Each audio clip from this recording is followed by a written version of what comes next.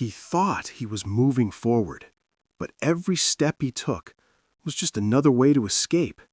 He changed cities, changed jobs, changed friends, but the one thing he couldn't leave behind was waiting for him every single night: himself. His name was Arjun, 26 years old. On paper, he looked fine. He had a decent job, a small apartment, people who knew him. But inside, he was exhausted. Not from work, not from life, but from running. Running from conversations he didn't want to have, running from decisions he kept delaying, running from the mirror every morning because he didn't like the man staring back. He filled his time with distractions, scrolling, shows, music, anything to avoid the silence, because in silence, his thoughts became too loud. And those thoughts always said the same thing: you're wasting your life. You're not good enough. You'll never change. So he ran, again and again and again. One Friday evening, Arjun packed a bag. He told himself he needed a break, a weekend trip, alone, to clear his mind. He drove for hours, no destination, just away. He ended up in a small town, rented a cheap room, walked through empty streets, sat by a lake, watched the sunset. But even there, thousands of miles from his apartment, the feeling followed him. That heaviness, that restlessness, that voice. He sat on a bench, closed his eyes, took a deep breath, and for the first time in years, he asked himself a question he'd been avoiding. What am I running from? The answer didn't come in words. It came in memories. The promotion he didn't apply for because he was scared of failing. The relationship he ended because he thought he wasn't ready. The goals he wrote down and never touched again. The promises he made to himself and broke over and over. He wasn't running from his life. He was running from himself, from his potential, from his responsibility, from the truth that he was capable of more, but too afraid to try. As the sun disappeared, an old man sat down beside him, quiet, calm. He didn't say anything at first, just watched the water.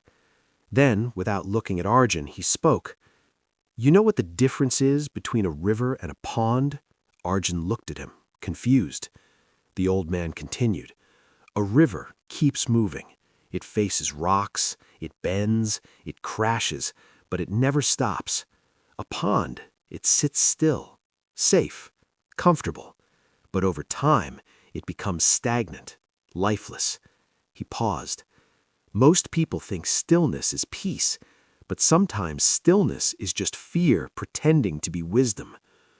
Arjun felt something crack inside him, like a wall he'd built, finally breaking. The old man stood up slowly. "You can't run from a shadow, son. It follows you everywhere.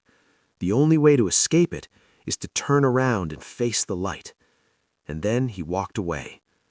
Arjun sat there, alone again. But this time, the silence didn't feel heavy. It felt necessary. He pulled out his phone, opened his notes, and for the first time in months, he didn't write down another goal. He wrote down a question. Who do I want to become?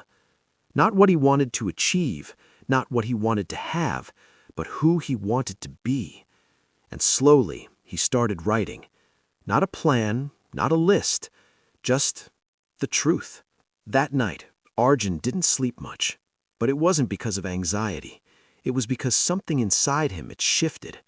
He realized he'd been treating his life like a problem to solve, but life wasn't the problem. He was. Not because he was broken, but because he'd been hiding behind excuses, hiding behind distractions, hiding behind the idea that someday he'd be ready. But the truth, there is no ready. There's only willing. Willing to fail, willing to try, willing to look at yourself honestly and say, I'm not where I want to be, but I'm not staying here either. The next morning, Arjun drove back home. Same apartment, same job, same city, but he wasn't the same. He didn't quit everything. He didn't make some big dramatic change, but he started doing something he'd avoided for years. He stopped running. He started showing up for himself every single day. He set one small goal and finished it, then another and another. He stopped waiting for motivation. He built discipline instead. He stopped avoiding hard conversations. He started having them. He stopped looking for answers outside. He started trusting the voice inside. And slowly, the man he was running from became the man he was becoming. Here's the truth most people don't want to hear. You can change cities, change jobs, change relationships, but if you don't change yourself, nothing changes. You're not tired because life is hard. You're tired because you're fighting yourself.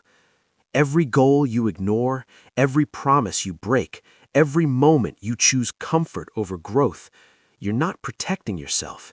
You're betraying yourself. And that betrayal, it follows you everywhere. The good news is, you don't need to be perfect. You don't need to have it all figured out. You just need to stop running. Stop running from the hard truth. Stop running from the uncomfortable growth. Stop running from the person you're meant to become. Because the moment you turn around and face yourself is the moment everything changes. Not because life gets easier, but because you get stronger. Arjun still lives in the same city, still works the same job, but when he looks in the mirror now, he doesn't look away, because he's no longer running. He's building, growing, becoming, and that is the only race worth running. If this story touched something inside you, hit the like button, share it with someone who needs to hear this, and subscribe for more stories that help you become the person you're meant to be.